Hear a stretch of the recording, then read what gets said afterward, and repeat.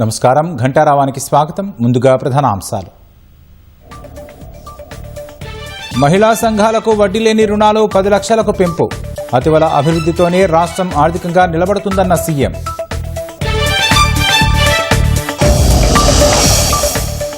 రెండు రోజుల్లో వడ్లు కొనుక్కుంటే కలెక్టరేట్లు ముట్టడిస్తామన్న బీఆర్ఎస్.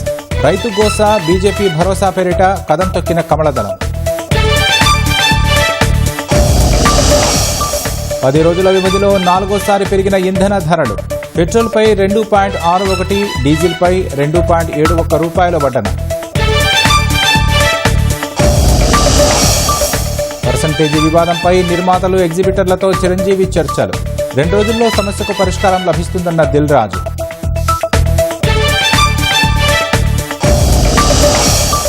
ముగ్గురు అన్నాడీఎంకే ఎమ్మెల్యేల రాజీనామా. టీవీకే తీర్థం పుచ్చుకున్న శాసనసభ్యులు.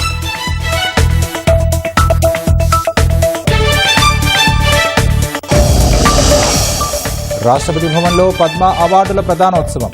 రాష్ట్రం నుంచి 3 ప్రముఖులకు పురస్కారాలు.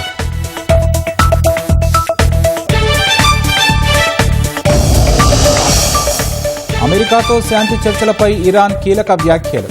ఒప్పందం ఇప్పుడే ఖరారవుతుందని చెప్పలేమని స్పష్టీకరణ.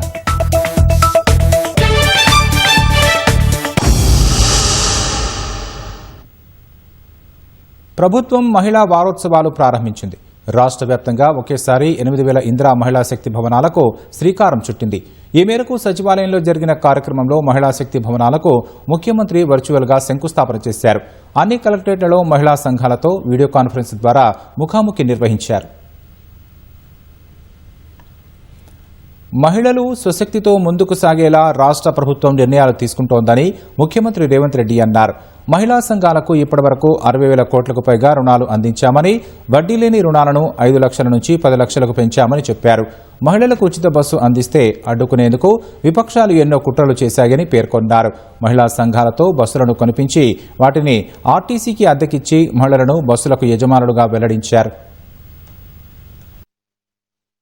అభివృద్ధి సాధించినప్పుడే రాష్ట్రం ఆర్థికంగా నిలబడుతుంది. మహిళల్ని ఆర్థికంగా నిలబెట్టడానికి అవసరమైన ప్రణాళికలను రచించుకోవాలి అని చెప్పి ఈనాడు మన ప్రభుత్వం చిత్తశుద్ధితో ప్రయత్నం చేస్తుంది. మహిళలకు ఉచిత బస్సు ప్రయాణం అవసరం లేదు అని చెప్పి కొంతమంది ప్రయత్నాలు చేసిండ్రు. ఎవరు ఏ రకంగా అడ్డుపడ్డా మహిళలకు రాష్ట్రం నలుమూలల ఉచిత బస్సు ప్రయాణాన్ని ప్రభుత్వం ఏర్పాటు చేసింది. ఉచిత ప్రయాణమే కాదు, బస్సులకు మహిళల్ని యజమానులను చెయ్యాలి అని రాష్ట్రంలో 1000 బస్సులను మహిళా సంఘాల వాళ్ళు కొనుగోలు చేసి ఆర్టీసీకి ఈ రోజు వాళ్ళే ప్రతి నెల 70,000 రూపాయల మంత్లీ రెంటల్స్ తోనే ఈ రోజు బస్సులను ఇచ్చే విధంగా ప్రణాళికలు రచించినాం.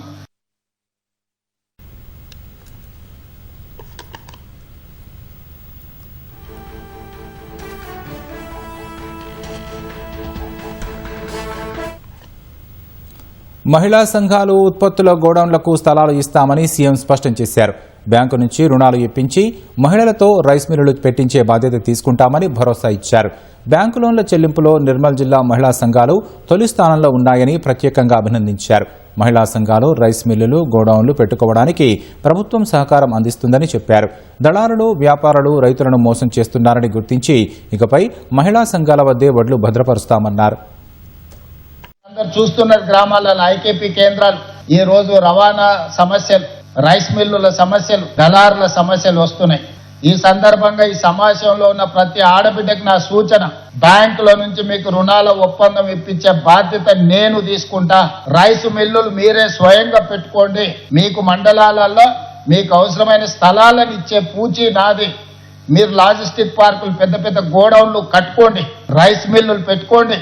ఈరోజు 1,000 కోట్ల రూపాయలు ఈరోజు దళారులు, మిల్లర్లు కొంతమంది ప్రభుత్వాలను మోసం చేస్తున్నారు. అదే మన ఆడబిడ్డలకు ఇస్తే ప్రతి గింజకు జవాబుదారీతనంగా మన ఆడబిడ్డలు ఉంటారు. ప్రతి మండలంలో లాజిస్టిక్ పార్క్స్, పెద్ద పెద్ద గోడౌన్లు కట్టి మహిళల దగ్గరనే భద్రపరుస్తాం. మహిళల దగ్గర నుంచే మిల్లర్లు వడ్లు తీసుకెళ్లాలి, మళ్ళీ బియ్యం చేసి తీసుకొచ్చి అక్కడ అప్పు ఇచ్చే విధంగా ప్రణాళికలు, కార్యాచరణ మనం కోటి మంది మహిళలను కోటీశ్వరులను చేసేంత వరకు ప్రభుత్వం అన్ని విధాలుగా అండగా ఉంటుందని ముఖ్యమంత్రి స్పష్టం చేశారు. అంబానీ, అదానీ చేసే పెట్రోల్ వ్యాపారం మహిళలు కూడా చేయాలనే ఉద్దేశంతోనే వారితో బంకులు పెట్టించామన్నారు. సూపర్ బజార్లు పెట్టుకుని స్మార్ట్ బజార్లు, డీమార్టులతో పోటీ పడేలా వ్యాపారంలో ముందుకు సాగాలని రేవంత్ రెడ్డి ఆకాంక్షించారు. అంబానీలు చేసే వ్యాపారం మా ఆడబిడ్డలు కూడా చెయ్యాలి అని చెప్పి ఈ రోజు జిల్లా కేంద్రాలలో మహిళలకు పెట్రోల్ బంకుల వ్యాపారం పెట్టించడం జరిగింది. ఇప్పుడు దాదాపుగా 4 లక్షల నుంచి 5 లక్షలు ప్రతి నెల సంపాదించుకుంటున్నారు. రాష్ట్ర స్థాయిలో కూడా ఈ రోజు మనం వీటిని విస్తరించి వీళ్ళందరినీ కూడా మనం ప్రోత్సహించాలని ఈ రోజు నిర్ణయం తీసుకున్నాం. ఇదే కాకుండా ఈ రోజు మనం సూపర్ బజార్లు చూస్తున్నాం. ఒక దగ్గర పోతే బిగ్ బజార్ కనిపిస్తుంది, ఇంకొక దగ్గర పోతే డీమార్ట్ కనిపిస్తుంది. అందుకే నేను మా ఆడబిడ్డలకు సూచన చేస్తున్నా, మహిళా శక్తి సూపర్ బజార్ మీరు ఒక కార్పొరేట్ విధానాన్ని చేసుకోండి. రాష్ట్ర ప్రభుత్వం నుంచి కొంత కార్పస్ ఫండ్ ఇస్తాం, మీరు కూడా దీన్ని ఒక కార్పొరేట్ స్ట్రక్చర్ డిజైన్ చేసుకోండి, షేర్స్ క్రియేట్ చేయండి. ప్రతి మహిళ ఒక 5,000 ఒక 10,000 ఇందులో పెట్టుబడి పెట్టి భాగస్వాములు అయితే రాష్ట్ర నలుమూలల మహిళా శక్తి సూపర్ బజార్లు వస్తాయి. మహిళలు ఆర్థికంగా నిలదొక్కుకోవడమే లక్ష్యమని ఉప ముఖ్యమంత్రి భట్టి విక్రమార్క అన్నారు. మహిళలకు ఏడాదికి 20,000 కోట్లు ఇస్తామని చెప్పి 60,000 కోట్లు ఇచ్చామన్నారు. విపక్షాలు ఎన్ని విమర్శలు చేసినా మహిళల అభ్యున్నతికి పాటుపడుతూనే ఉంటామని భట్టి విక్రమార్క స్పష్టం చేశారు. సంవత్సరాల్లోనే 60,000 కోట్ల రూపాయలు ఇప్పటికే మహిళా సంఘ సభ్యురాలకి బ్యాంకు లింకేజ్ ద్వారా రుణాలు ఇప్పించినటువంటి ఒక గొప్ప చరిత్రని ఈ ప్రజాప్రభుత్వం ఈరోజు రికార్డుగా నమోదు చేసుకునే స్థాయికి తీసుకుని వచ్చింది. రాబోయే 2.5 సంవత్సరాల్లో తప్పనిసరిగా కేవలం 1,00,000 కోట్లు కాదు, 1,25,000 కోట్ల పైబడే రుణాలని బ్యాంకు లింకేజ్ ద్వారా వారికి ఇప్పించే కార్యక్రమం చేస్తామని చెప్పి ఈ లెక్కల ద్వారా స్పష్టంగా అర్థమవుతోంది. ఇప్పటి వరకు 5 లక్షల రూపాయల వరకే వడ్డీ లేని రుణాలు పొందేటువంటి మహిళా సంఘ సభ్యురాలకి 10 లక్షల వరకు పెంచి తప్పనిసరిగా ముందు. హైదరాబాద్ మెట్రో రైలు ప్రాజెక్టుకు దీర్ఘకాలిక ఆర్థిక బలం చేకూర్చే కీలక ఒప్పందాన్ని రాష్ట్ర ప్రభుత్వం కుదుర్చుకుంది. హైదరాబాద్ మెట్రోకు ప్రస్తుతం ఉన్న రుణాలను రీఫైనాన్స్ చేసేందుకు 13,600 కోట్ల రుణం ఇచ్చేందుకు కేంద్ర ప్రభుత్వ రంగ సంస్థ ఐఆర్ఎఫ్సి ముందుకొచ్చింది. ఈ మేరకు ఐఆర్ఎఫ్సితో మెట్రో రైలు హైదరాబాద్ లిమిటెడ్ ఒప్పందం చేసుకుంది. ఢిల్లీలో జరిగిన కార్యక్రమంలో IRFC CMD Manoj Kumar Dubey, Telangana CS Ramakrishna Rao సమక్షంలో ఒప్పందంపై సంతకాలు చేశారు. సీఎం రేవంత్ రెడ్డి నాయకత్వంలో పట్టణ రవాణా వ్యవస్థను మెరుగుపరచడానికి ప్రభుత్వం కట్టుబడి ఉందన్న సీఎస్, మెట్రో కనెక్టివిటీ బలోపేతంతో హైదరాబాద్లో ట్రాఫిక్ రద్దీ తగ్గి ప్రయాణికులకు మెరుగైన సౌకర్యాలు లభిస్తాయని చెప్పారు. హైదరాబాద్ మెట్రో ఆర్థిక భారం తగ్గించేందుకు రీఫైనాన్సింగ్ దోహదం చేస్తుందని తెలిపారు.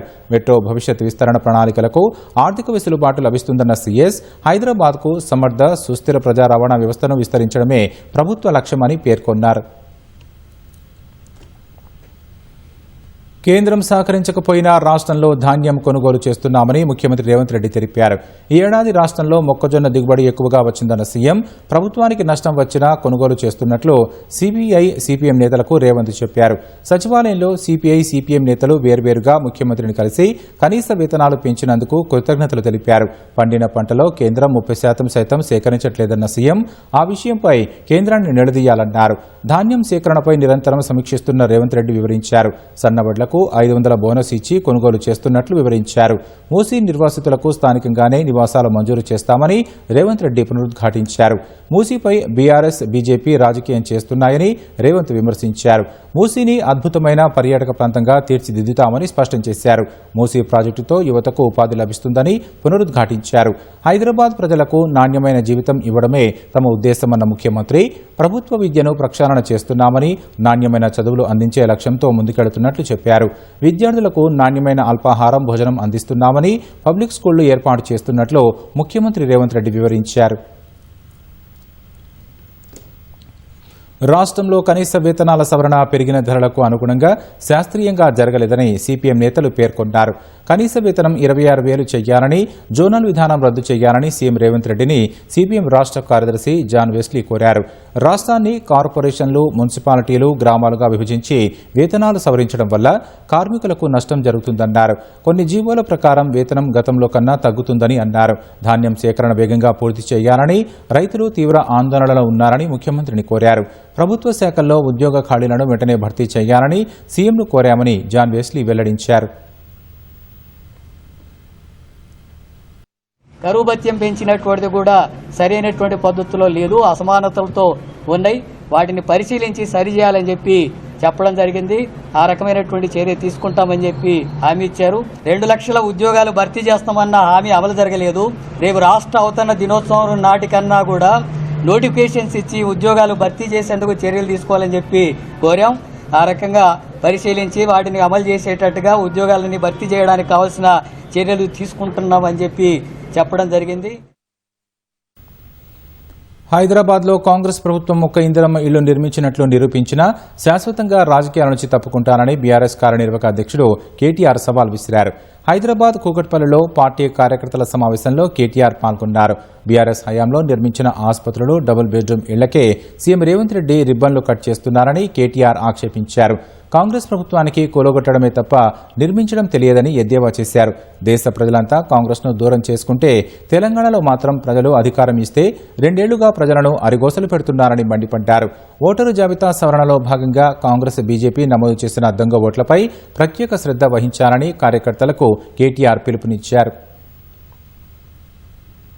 కాంగ్రెస్ ప్రభుత్వం వచ్చింది 2.5 ఏళ్లైంది. ఈ 2.5 ఏళ్లలో హైదరాబాద్ మహానగరంలో మీ కుకట్పల్లి నియోజకవర్గంలో ఒక్క ఇల్లన్న కట్టిండ్రా కాంగ్రెస్ వాళ్ళు?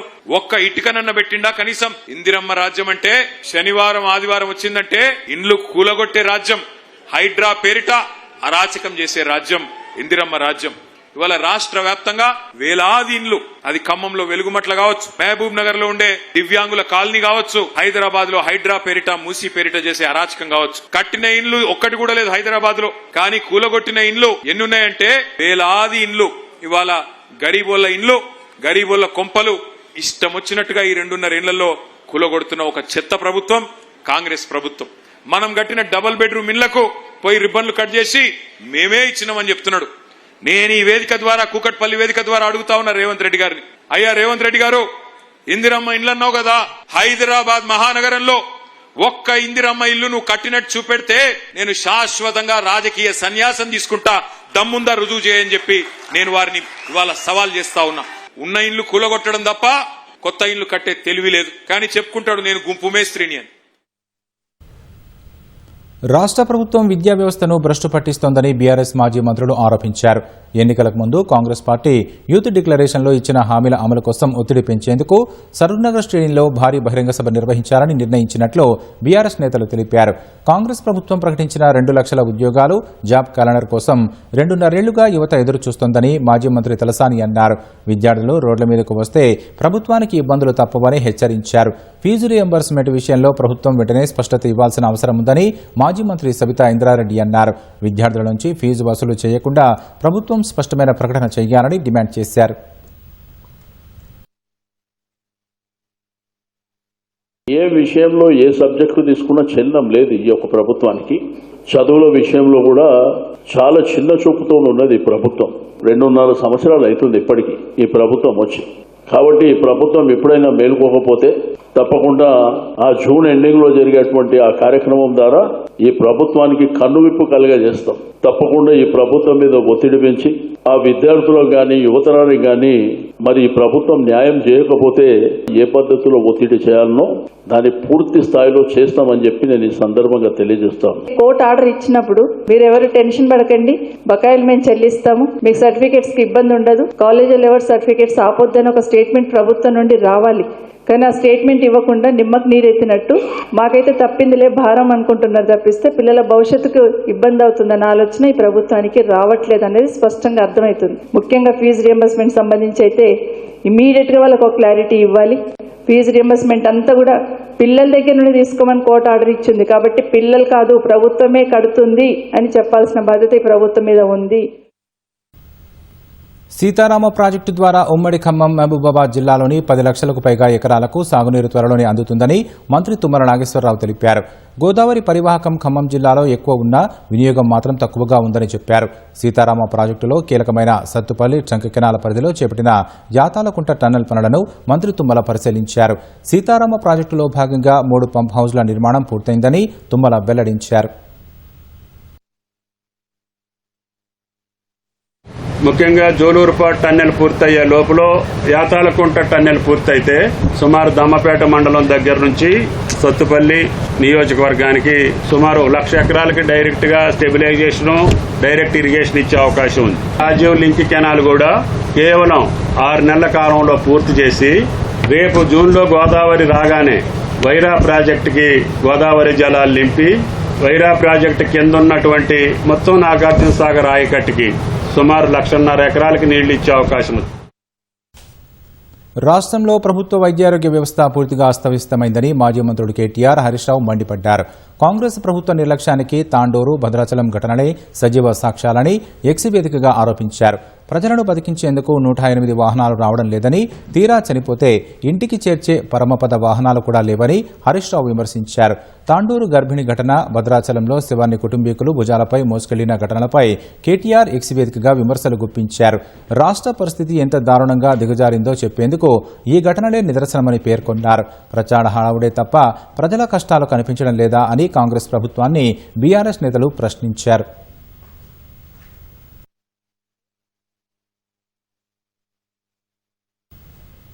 తాండూరు రైల్వే స్టేషన్ ప్లాట్ఫామ్పై మహిళ ప్రసవించిన ఘటనలో 108 నుంచి స్పందన లేదన్న వార్తలపై వైద్యారోగ్య శాఖ విచారణ చేపట్టింది. ఈ ఆరోపణల్లో వాస్తవం లేదని ప్రాథమిక విచారణలో తేలినట్లు ప్రకటించింది. మహేశ్వరి అనే 29 ఏళ్ల మహిళను తాండూరు నుంచి హైదరాబాద్ గాంధీ ఆసుపత్రికి చికిత్స కోసం 108లోనే తరలించారని వివరించింది. చికిత్స సమయంలో ఆ మహిళ వైద్యుల సూచనకు విరుద్ధంగా హాస్పిటల్ నుంచి వెళ్లిపోయినట్లు విచారణలో తేలిందని పేర్కొంది. రైలులో తిరిగి తాండూరు వెళ్లినట్లు సమాచారం ఉందని తెలిపింది. ఈ నెల 23 అర్ధరాత్రి రైల్వే స్టేషన్ ప్రాంగణంలో ప్రసవం జరిగిందని ఆరోగ్య శాఖ స్పష్టం చేసింది. అనంతరం 108 కాల్ సెంటర్కు ఫోన్ చేయగా తాండూరు అంబులెన్స్ మరో అత్యవసర కేసు నిమిత్తం వేరే గ్రామంలో ఉండడంతో కొడంగల్ అంబులెన్స్ కేటాయించామని వెల్లడించింది. అది వచ్చే వరకు ఉండలేమంటూ మహేశ్వరి నవజాత శిశువును ప్రైవేటు వాహనంలో తరలించారని ఆరోగ్య శాఖ తెలిపింది. అటు భద్రాచలం ప్రభుత్వాసుపత్రిలో అంబులెన్స్ అందుబాటులో లేక మృతుడి బంధువులు శవాన్ని భుజాలపై మోసుకు వెళ్లిన ఘటనపై స్పందించిన ఆరోగ్య మంత్రి దామోదర్ రాజనరసింహ మృతుడి ఇల్లు పక్కనే ఉన్నందున అంబులెన్స్ వచ్చేదాకా ఆగకుండా శవాన్ని తీసుకువెళ్లినట్లు తెలిపారు. ఈ మేరకు మృతుడి మిత్రులు మాట్లాడిన వీడియోలను ఎక్స్లో పోస్టు చేశారు. ధాన్యం కొనుగోళ్లపై మాట్లాడే హక్కు బీజేపీ నేతలకు లేదని ప్రభుత్వ వైపు ఆది శ్రీనివాస్ విమర్శించారు. కేంద్రం 52 లక్షల టన్నులనే కొనుగోలు చేస్తామని చెప్పిందన్న ఆయన రాష్ట్రంలో 1 కోటి టన్నులకు పైగా ధాన్యం దిగుబడి వచ్చిందని తెలిపారు. కేంద్రం 52 లక్షల టన్నులకే మద్దతు ధర చెల్లిస్తే మిగిలిన వాటికి ఎవరిస్తారని ఆది శ్రీనివాస్ ప్రశ్నించారు. హరీష్ రావు, కేటీఆర్, బీజేపీ నేతలు రైతులను అడ్డం పెట్టుకుని రాజకీయం చేస్తున్నారని విమర్శించారు. బీఆర్ఎస్కి చిత్తశుద్ది ఉంటే 50 లక్షల మెట్రిక్ టన్నులే కాదు మరో 25 లక్షల మెట్రిక్ టన్నుల వడ్లని మద్దతు ధరకు కొనుగోలు చేయాలని బీజేపీ నేతలకు చెప్పాలని సూచించారు. రాష్ట్రంలో ధాన్యం కొనుగోళ్లపై రైతు ఘోష, బీజేపీ భరోసా పేరిట డ్రామా చేస్తున్నారని విమర్శించారు. పండిన చివరి గింజ వరకు ధాన్యాన్ని రాష్ట్ర ప్రభుత్వం సేకరిస్తుందని ఆది శ్రీనివాస్ స్పష్టం చేశారు. మీరు కేంద్రంలో 2 మంత్రులు, 8 మంది ఎంపీలు, ఎమ్మెల్యేలు ఏ రోజన్నా తెలంగాణ రైతుల పక్షాన ఇక్కడ వడ్లను కొనండి అనేటువంటి మాట ఒక్క రిప్రజెంటేషన్ మీరు ఇచ్చిరని అడుగుతా ఉన్నా. కేంద్ర ప్రభుత్వం కనీస మద్దతు ధర ప్రకటించడమే కానీ తెలంగాణలో పండుతున్నటువంటి వరి ధాన్యం మొత్తం ఆ మద్దతు ధర కొనుగోలు చేయడం లేదు. కేవలం 52 లక్షల మెట్రిక్ టన్నులు కొనుగోలు చేస్తామంటుంది. మరి మిగతా ధాన్యం అదే మద్దతు ధరకు రాష్ట్ర ప్రభుత్వం సొంత ఖర్చుతోని కొనుగోలు చేస్తుంది. ఈ అంశాన్ని ఈరోజు భారతీయ జనతా పార్టీ గ్రహించాలి. హైదరాబాద్ శివారు కోహెడలో కొద్దిసేపు ఉద్రిక్తత నెలకొంది. బాటసింగారం పండ్ల ఏర్పాటు ప్రతిపాదిత ప్రాంతంలో నేల చదును చేసేందుకు వెళ్లిన అధికారులను రైతులు అడ్డుకున్నారు. సరైన పరిహారం ఇచ్చిన తర్వాతే భూములు తీసుకోవాలంటూ ఆందోళనకు దిగారు. జేసీబీ వాహనానికి మహిళా రైతు అడ్డు తగిలి ఆటంకం సృష్టించగా మార్కెటింగ్ శాఖ అధికారులు రైతుల మధ్య తీవ్ర వాగ్వాదం చోటు చేసుకుంది. అక్కడికి చేరుకున్న పోలీసులు ఆందోళనకు దిగిన రైతులకు నచ్చజెప్పే ప్రయత్నం చేసినా వెనక్కి తగ్గలేదు. పంటలు సాగు చేసుకుంటున్న భూములను ఎలా తీసుకుంటారని వారు ప్రశ్నించారు. వాస్తవ లబ్ధిదారులను గుర్తించి నష్టపరిహారం చెల్లించాలని డిమాండ్ చేశారు. చేశారు. 179 ఎకరాల విస్తీర్ణంలో అత్యాధునిక అంతర్జాతీయ నాణ్యత ప్రమాణాలతో కూడిన సమీకృత మార్కెట్ నిర్మించాలని రేవంత్ రెడ్డి సర్కార్ నిర్ణయించింది. ఆ ప్రతిపాదనకు సీఎం ఆమోదముద్ర వేయడంతో ప్రభుత్వం ఆ భూములను మార్కెటింగ్ శాఖకు కేటాయించింది. రాష్ట్ర అవతరణ దినోత్సవం మరుసటి రోజు కోహిడలో గడ్డి అన్నారం, బాటసింగారం పండ్ల మార్కెట్ నిర్మాణ పనులను ముఖ్యమంత్రి రేవంత్ రెడ్డి చేతుల మీదుగా శంకుస్థాపన చేయనున్నారు. ఏర్పాట్లలో భాగంగా భూమి చదును చేసేందుకు అధికారులు చర్యలు చేపట్టగా స్థానిక రైతులు అధికారులను అడ్డుకున్నారు.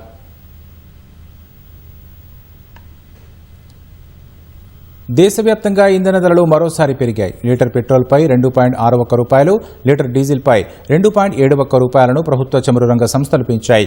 10 రోజుల వ్యవధిలోనే ఇంధన ధరలను చమురు సంస్థలు 4 సార్లు పెంచాయి.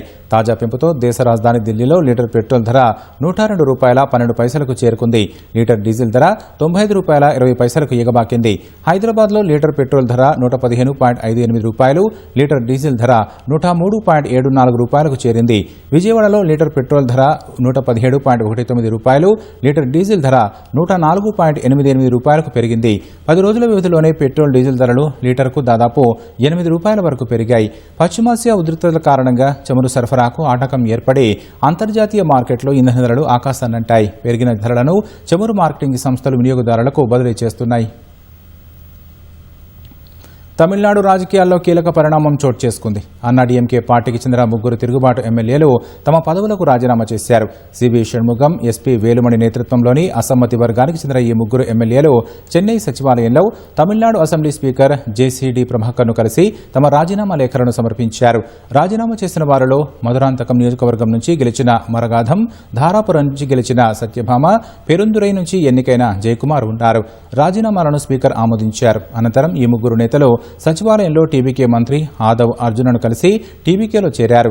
ఇటీవల తమిళనాడు అసెంబ్లీలో బలపరీక్ష సమయంలో అన్నాడీఎంకే జారీ చేసిన విప్ను ధిక్కరించి ప్రభుత్వానికి మద్దతుగా ఓటు వేసిన 25 మంది తిరుగుబాటు ఎమ్మెల్యేలలో ఈ 3 కూడా ఉన్నారు. మరోవైపు తిరుగుబాటు ఎమ్మెల్యేలలో 5 పళనిస్వామి వర్గంలో చేరారు. ఈ మార్పుతో పళనిస్వామి నేతృత్వంలోని వర్గంలో ఎమ్మెల్యేల సంఖ్య 27కు చేరింది. సివి షణ్ముగం, ఎస్పీ వేలుమణి నేతృత్వంలోని అసమ్మతి వర్గం ఎమ్మెల్యేల సంఖ్య 17కు తగ్గింది.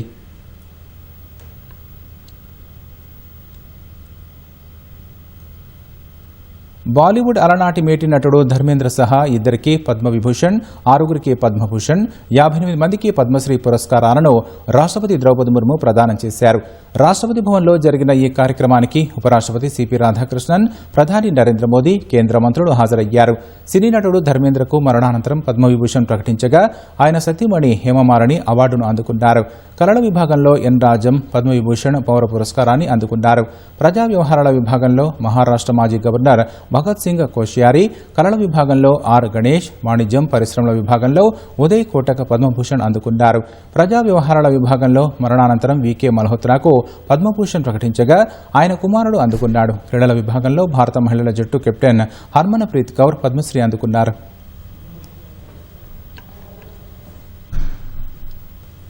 రాష్ట్రపతి ద్రౌపది ముర్ము చేతుల మీదుగా ఢిల్లీలోని రాష్ట్రపతి భవన్లో పద్మ అవార్డుల ప్రదానోత్సవం ఘనంగా జరిగింది. దేశంలోని వివిధ రంగాల్లో విశిష్ట సేవలు అందించిన ప్రముఖులకు భారత ప్రభుత్వం దేశ అత్యున్నత పౌర పురస్కారాలను ప్రదానం చేసింది. రాష్ట్రానికి చెందిన 3 పద్మశ్రీ అవార్డులు అందుకున్నారు. వైద్య రంగంలో విశిష్ట సేవలు అందించిన ప్రముఖ వైద్యుడు జి వెంకట్రావు, క్యాన్సర్ వైద్య సేవలో విశేష కృషి చేసిన డాక్టర్ పి విజయ్ ఆనంద్ రెడ్డికి పద్మశ్రీ లభించింది. కూచిపూడి నృత్యకారిణి దీపికారెడ్డికి పద్మశ్రీ అవార్డు దక్కింది. అవార్డు గ్రహీతలను రాష్ట్రపతి అభినందిస్తూ దేశాభివృద్ధికి వివిధ రంగాల్లో వారు అందించిన సేవలను భావితరాలకు ఆదర్శమని పేర్కొన్నారు.